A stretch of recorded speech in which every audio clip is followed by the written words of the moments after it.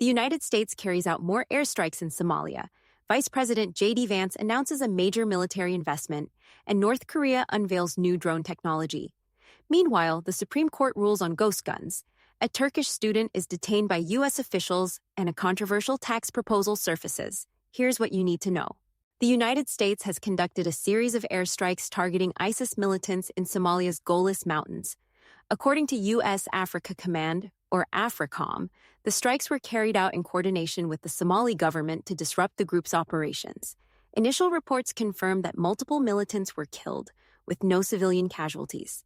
This marks the latest in a string of U.S. strikes in Somalia over the past 4 months, as Somali forces, backed by U.S. air support, intensify efforts to eliminate ISIS and al-Shabaab strongholds. The push comes after an assassination attempt on Somalia's president last week, which killed 7 of his bodyguards. Al-Shabaab has claimed responsibility for the attack. U.S. officials say ISIS Somalia remains a serious threat, though they have not disclosed further operational details. Vice President JD Vance addressed Marines at Quantico, announcing a $1 trillion investment in the U.S. industrial base to ensure military preparedness. Vance emphasized that this funding will provide the best weapons, equipment, and ammunition for U.S. forces if they are deployed. He reassured troops that the administration is committed to maintaining military superiority. Additionally, he noted that all branches of the U.S. military have now met their recruitment goals, a key milestone following years of challenges in attracting new personnel. North Korea has released new images showcasing its latest drone technology, including models that resemble the U.S.-made RQ-4 Global Hawk. State media also highlighted suicide attack drones equipped with artificial intelligence.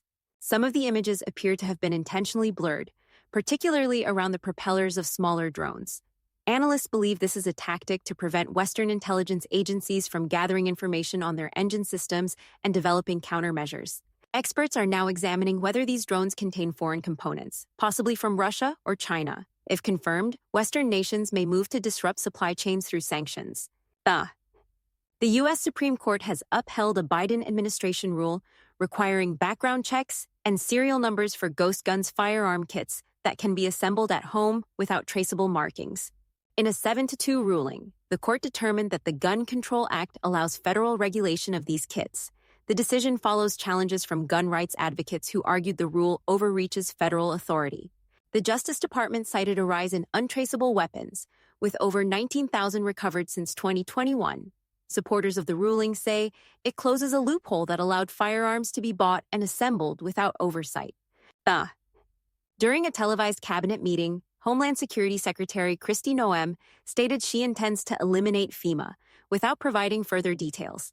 President Trump responded, "That's great, great job," following her remarks. Earlier this year, Trump suggested reforming or dismantling FEMA, citing inefficiencies in disaster response.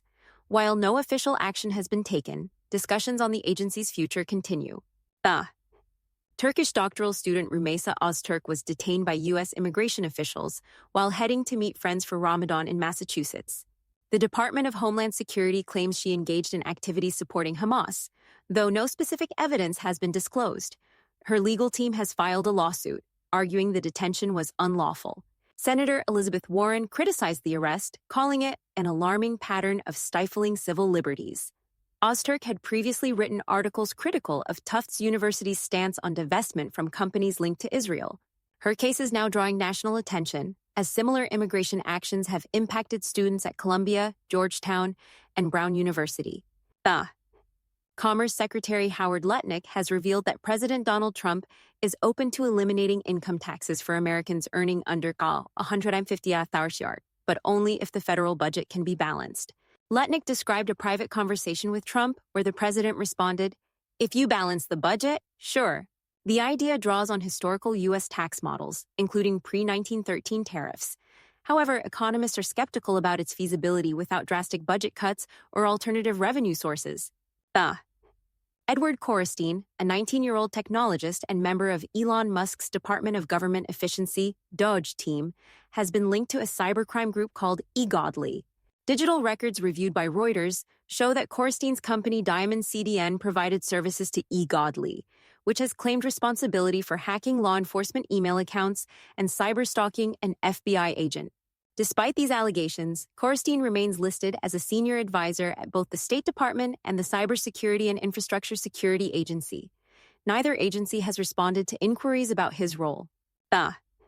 Utah Governor Spencer Cox has signed a bill ending the state's universal mail-in ballot system. Starting in 2029, voters will have to request mail ballots rather than automatically receiving them. Additionally, ballots will now have to be received by 8 p.m. on Election Day, eliminating the grace period for postmarked ballots. Voting rights groups argue the change will make voting harder, particularly for rural residents. Supporters claim the new rules will strengthen election security and restore voter confidence. That's all for tonight's news update. Thank you for joining us.